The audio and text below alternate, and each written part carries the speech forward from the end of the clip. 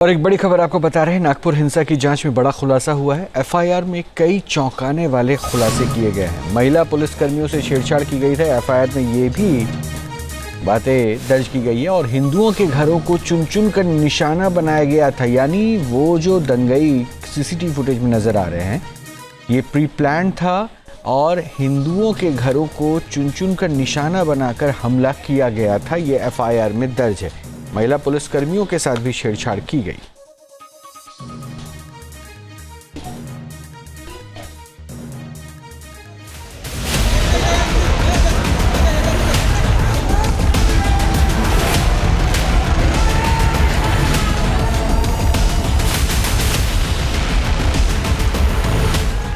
नागपुर को सुलझाने की साजिश रचने वालों के चेहरे धीरे धीरे बेनकाब हो रहे हैं। शांत शहर को हिंसा की आग में झोंकने वालों की हकीकत अब सामने आने लगी है।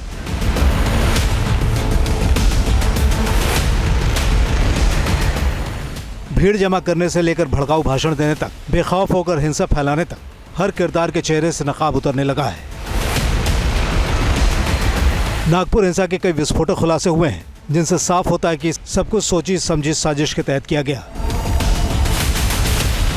हिंसा की तैयारी दोपहर से हो गई थी। नागपुर के छत्रपति शिवाजी चौक पर वीएचपी और बजरंग दल के कार्यकर्ता प्रदर्शन कर रहे थे।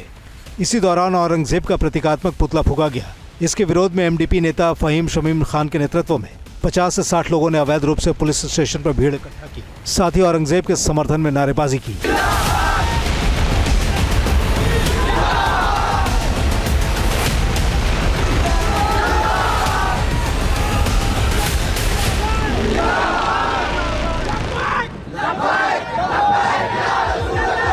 इनकी तहरीर पर औरंगजेब का पुतला जलाने वाले 9 लोगों के खिलाफ एफआईआर दर्ज कर ली गई। इसके बाद भी भीड़ नारेबाजी करती रही। मामला यहीं से बिगड़ता चला गया।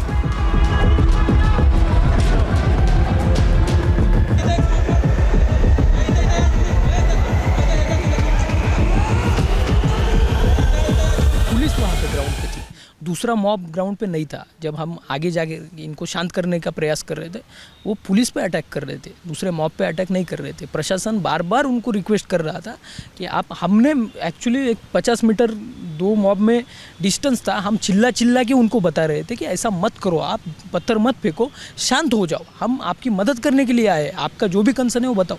लेकिन शांत नहीं हो रहे थे, वो फिर भी पत्थरबाजी कंटिन्यूस कर रहे थे।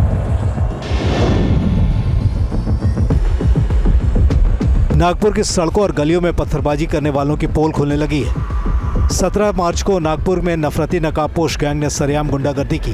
घरों पर पत्थर फेंके, गाड़ियां तोड़ी, आग लगाई। करीब 4 घंटे तक जमकर उपद्रव किया। हिंसा फैलाने वालों पर पुलिस अब कानून का शिकंजा कस रही है। अब तक की जांच में कई ऐसे चेहरों से पर्दा उठ चुका है, जिन्होंने नागपुर को बंधक बनाकर हिंसा फैलाई। पुलिस के मुताबिक हिंसा का मास्टरमाइंड एमडीपी यानी माइनॉरिटी डेमोक्रेटिक पार्टी का शहर अध्यक्ष फहीम शमीम खान है। उसी ने लोगों को भड़काया और करीब 500 लोगों की भीड़ जमा की। साथ ही भड़काऊ भाषण दिए। भीड़ में कहा गया किसी हिंदू को नहीं छोड़ना।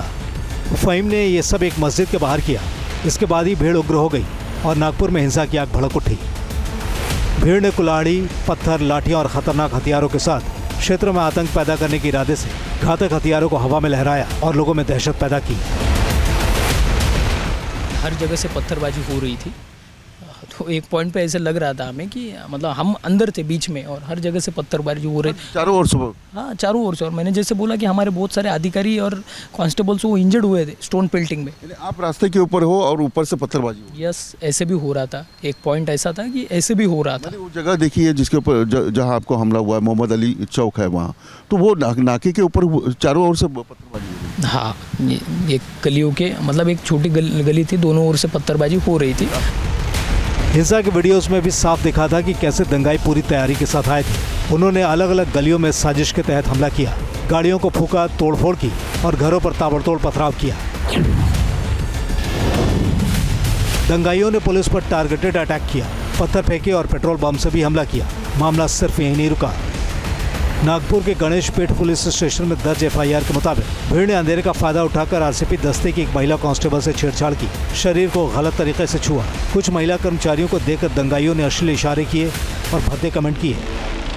देखिए, जो नागपुर में जो इंसिडेंट हुआ है ये काफ़ी गंभीर है इसकी गंभीरता मद्देनज़र रखते हुए जो भी कार्रवाई होगी वो बिल्कुल कठोर से कठोर कार्रवाई की जाएगी। जो भी लोगों की इतनी हिम्मत हुई है कि डीसीपी लेवल ऑफिसर्स और पुलिस कर्मचारियों के ऊपर हाथ उठाना, ये बिल्कुल सहन नहीं किया जाएगा और इसके ऊपर बिल्कुल कठोर से कठोर कार्रवाई की जाएगी। अराजक भीड़ हिंसा फैलाने पर आमादा थी। पुलिस के बार बार समझाने के बाद भी दंगाइयों ने बात नहीं मानी। दंगाइयों की भीड़ जुटाने के लिए सोशल मीडिया का भी सहारा लिया गया। सार्वजनिक संपत्ति को नुकसान पहुंचाने के इरादे से आपराधिक साजिश रची गई और सोशल मीडिया के जरिए समुदाय विशेष के लोगों को उकसाया गया। इसके बाद माहौल और उसके आसपास हालात बिगड़ते चले गए। सोशल मीडिया की वजह से कुछ असामाजिक तत्व जो है उन्होंने सोशल मीडिया पे मिस इन्फॉर्मेशन स्प्रेड की और वो मिस इन्फॉर्मेशन की वजह से वहाँ पे कुछ क्राउड आया और वो शुरुआत से ही थोड़ा वायलेंट था क्राउड। 1-2 वीडियोस बाहर आए थे, उसको काउंटर भी किया गया पुलिस से। हमने वो वीडियो झूठे हैं, ऐसे कोई नहीं है, ऐसा बताया भी गया है। लेकिन फिर भी शाम के वक्त में कुछ ऐसी अब इन्वेस्टिगेशन में, प्रिलिमिनरी इन्वेस्टिगेशन में ऐसी कुछ चीज़ें सामने आई है कि कुछ इंस्टाग्राम पे कुछ ग्रुप्स है कि वहाँ पे मैसेजेस भेजे गए, लोगों को बुलाया गया यहाँ पे जमा हो जाओ करके, और फिर वहाँ पे लोग जमा हुए हैं। नागपुर के हिंसा प्रभावित इलाकों में जगह जगह आग धधकी दिखाई दी। जांच में खुलासा हुआ है कि दंगाइयों के पास पेट्रोल बम थे। इनके जरिए ही अलग अलग जगहों पर गाड़ियों को फूंका गया। गीतांजलि चौक के पास पुलिस पर पथराव किया, साथ ही पुलिस बूथ और 2 PCR मोबाइल्स वाहन को भी जला दिया गया। चिटनिस पार्क चौक और नाटिक चौक के बीच की गली में घरों के पास खड़ी गाड़ियों में पेट्रोल डालकर आग लगा दी गई।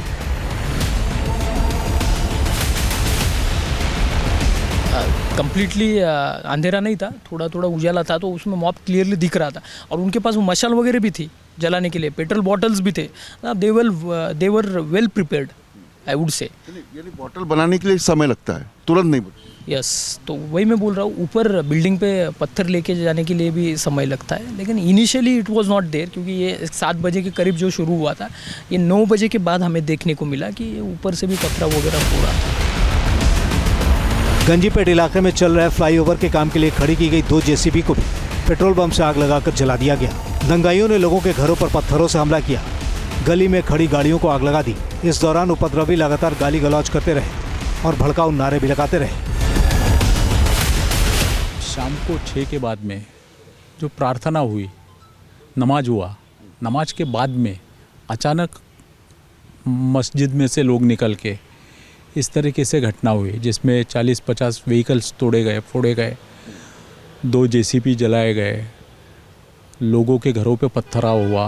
और सबसे दुर्दैव ऐसे है कि हमारे नागपुर शहर में ही नहीं तो पूरे हिंदुस्तान में पुलिस ये हमारा रक्षक है। आज वो पुलिस भाइयों के ऊपर जिस तरीके से हमले हुए, ये सबसे गलत हुआ। उपद्रवियों की भीड़ में नाबालिगों की तादाद भी काफी ज्यादा थी। नाबालिग लड़के गाड़ियों में तोड़फोड़ करते और पत्थरबाजी करते हुए देखे गए। वीडियो देखने से साफ पता चलता है कि कैसे नाबालिगों के दिमाग में भी नफरती जहर भरा गया और नागपुर को साजिश के तहत जलाया गया।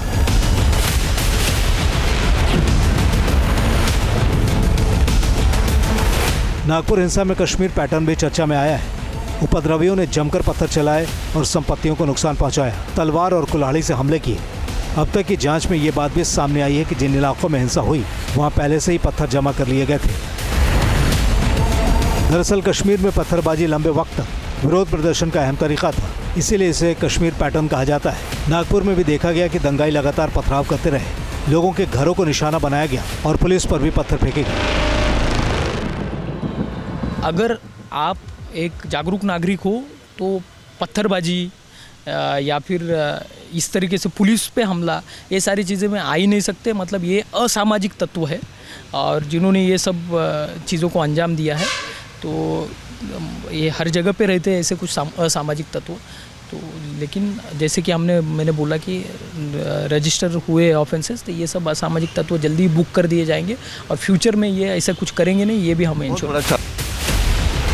नागपुर हिंसा को लेकर पुलिस की पड़ताल जारी है। आरोपियों को तेजी से गिरफ्तार किया जा रहा है। जिन लोगों ने मास्क पहने थे उनकी भी पहचान की जा रही है। CCTV फुटेज खंगाले जा रहे हैं। पुलिस ने साफ किया है कि हिंसा में शामिल हर उपद्रवी को सलाखों के पीछे भेजा जाएगा।